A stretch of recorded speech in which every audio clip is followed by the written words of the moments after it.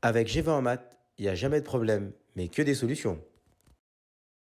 À travers cette vidéo, nous allons voir ensemble comment déterminer un argument pour un nombre complexe. Donc ici, on définit le point ZA d'affixe 2 plus 2i racine de 3 et on nous demande de déterminer l'argument de ZA. Donc dans un premier temps, pour déterminer un argument, il va nous falloir déterminer le module de ZA. Donc ici, on a une vidéo qui explique comment le faire. Donc on reprend ensemble. Le module de ZA, eh bien, c'est la partie réelle au carré plus la partie imaginaire au carré, le tout racine carrée. D'accord? Et donc, si on fait ce calcul, nous allons trouver que le module de ZA va être égal ici à 4. Donc ça, c'est la première information à avoir. La deuxième étape, maintenant, ça va être de déterminer l'argument. Et l'argument d'un nombre complexe, on va l'appeler par convention le symbole ici θ. D'accord? Donc pour ce faire, il va falloir résoudre un système, tout simplement, qui est très simple. C'est cosinus θ qui va être égal à la partie réelle sur le module, d'accord, et sinus θ qui doit être égal à la partie imaginaire sur le module. Donc ici, en l'occurrence, si on applique par rapport à la formule, eh bien, nous allons avoir ici cosinus θ qui va être égal à la partie réelle, c'est 2 sur le module, donc c'est 4, et sinus θ, la partie imaginaire 2 racine de 3 sur 4. Ça permet en fait tout simplement d'écrire que eh bien, cosinus θ va être égal à 1 demi et sinus θ va être égal à racine de 3 sur 2.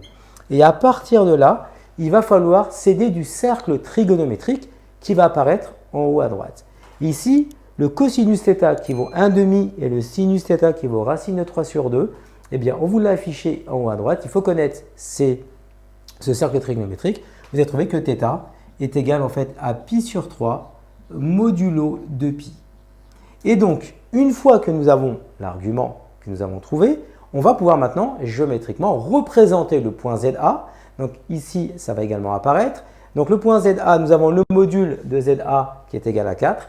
Et là, vous voyez bien qu'on vous fait apparaître en vert l'argument qui est pi sur 3. Et en fait, l'argument, c'est quoi? C'est tout simplement en mathématiques un angle orienté qui correspond ici à l'abscisse, donc ici U, et ensuite OA, d'accord, qui va être égal ici à pi sur 3 modulo de pi. Donc c'est tout simplement ici la définition de l'argument. Et donc ici on met toujours modulo de pi parce qu'on peut faire plusieurs fois le tour du cercle trigonométrique. Donc ça c'était un premier exemple pour un argument. On va en faire un deuxième avec vous. Deuxième exemple sur la notion d'argument avec ici le point ZB d'affixe moins 4 plus 4i. Où on cherche à déterminer l'argument ici de ZB. Donc première étape, bien entendu, c'est de déterminer le module de ZB. Donc le module de ZB, ça va nous faire moins 4 au carré plus ici 4 au carré, le tout racine carrée.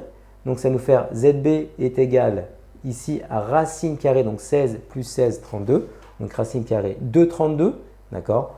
On peut écrire tout simplement que ça fait racine ici, donc de ici 16 fois 2, d'accord. Et donc, on va dire que le module de ZB va s'écrire ici 4 racines de 2. D'accord? Donc là, nous avons le module de ZB. Maintenant que nous avons le module de ZB, il va falloir déterminer l'argument. Et donc, pour ce faire, il va falloir ici résoudre eh bien, le système cosinus θ qui doit être égal à la partie réelle sur le module. Donc ça, c'est la définition. Et le sinus θ qui doit être égal à la partie ici imaginaire sur le module. Ce qui permet ici de dire tout simplement que eh bien, cosinus θ, ça va être égal, x c'est moins 4, donc ça fait moins 4 sur 4 racine de 2, et sinus θ qui est égal à 4 sur 4 racine de 2. On simplifie l'expression, ce qui nous donne ici eh bien, cosinus θ qui est égal en fait à moins 1 sur racine carrée de 2, et sinus θ qui est égal à 1 sur racine carrée de 2. On peut simplifier cette expression pour avoir en fait des écritures remarquables pour l'angle θ que l'on cherche. Et bien, quand vous avez une racine carrée sur tout racine carrée de 2 au dénominateur, il vous suffit de multiplier le numérateur et le dénominateur par racine carrée de 2 pour avoir la forme plutôt classique, cosinus est égal à moins racine de 2 sur 2. Donc là, j'ai multiplié par racine carrée de 2 au numérateur et au dénominateur. Et la même chose ici au numérateur et au dénominateur. Donc sinus θ est égal à racine de 2 sur 2. Et donc là, on fait apparaître notre cercle trigonométrique qu'il faut connaître. Et donc sur le cercle trigonométrique, on voit bien qu'un cosinus θ qui va être égal à moins racine de 2 sur 2 et un sinus θ qui est égal à racine de 2 sur 2, on le voit bien, on l'a identifié ici en rouge. Et bien θ va être égal tout simplement à 3pi sur 4, et bien modulo de pi.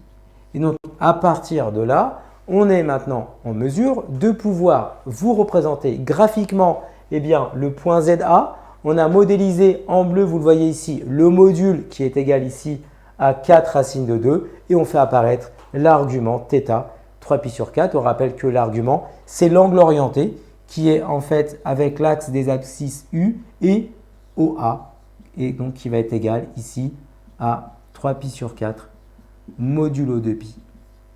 Donc, à travers cette vidéo, nous avons vu maintenant comment on peut déterminer un argument pour un nombre complexe. On refait, Yacine?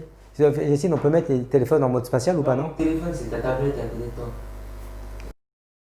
Comme tu as kiffé la vidéo et que tu veux des bonnes notes en maths, alors tu mets un pouce bleu, tu t'abonnes à notre chaîne, tu poses un commentaire, on y répond sans problème.